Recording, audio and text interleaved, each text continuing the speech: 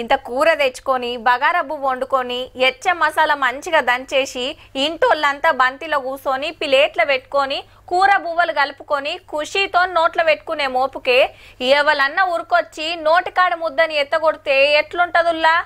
Same గిట్లనే అయింది అలా బీసీల కథ. లోకల్ బాడీ ఎలక్షన్ల 42% రిజర్వేషన్లు ఇస్తానికి ఓకే అయినట్టే అనుకున్న యాళ్ళ గింత పనాయే. నోటిఫికేషన్ వచ్చినాక నామినేషన్లు వేస్తుండగా నడిమిట్ల లోకల్ బాడీ ఎలక్షన్ల మీద స్టే విధించింది హైకోర్టు. అట్లనే బీసీలకు 42% రిజర్వేషన్లు ఇస్తానికి తెచ్చిన జీవో కూడా అమల్లోకి రాకుండా ఆపింది. 4 వారాలు స్టే ఉంటది. 2 వారాల్లో అన్ని పార్టీలు అలా మాట ఏందో కోర్టుకు చెప్పాల్సి ఉంటది.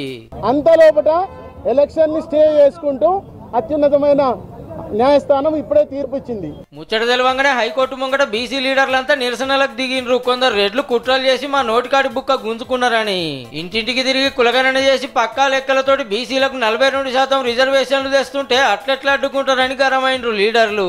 రేపటి నుంచి ధర్నాలు, రస్తారోకాలు, రాష్ట్ర బంధు డేటు రేపు అనౌన్స్ చేస్తాం సాయంత్రంలో చూసి. ఎప్పుడో 92 కేసులు పట్టుకొని బీసీలను రాజకీయంగా గొంతు కోస్తామంటే చూస్తూ ఊరుకునే ప్రసక్తే లేదు.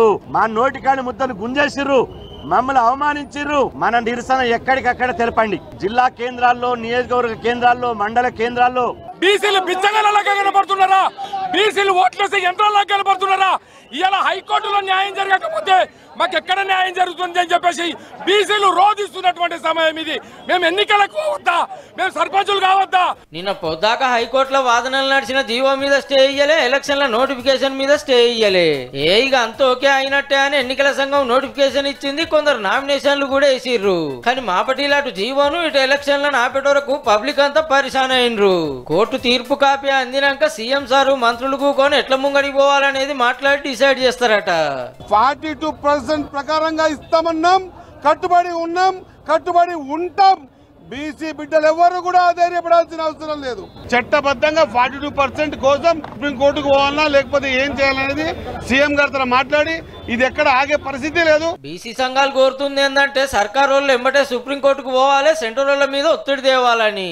బీజేపీ పైన మీరు ప్రెషర్ పెంచాల్సిందే. ఇప్పుడు ఈ 4 వారాల్లో మీరు కేంద్రం దగ్గర ఉన్న బిల్లుల్ని ఆమోదింపజేయాలి. ఇక ఇప్పుడు గవర్నమెంట్ వాళ్ళు ఏం చేస్తారో కానీ నామినేషన్లు చాలా ఇన్నాడే ఎలక్షన్లు ఆగినాయి అంటే చూడు.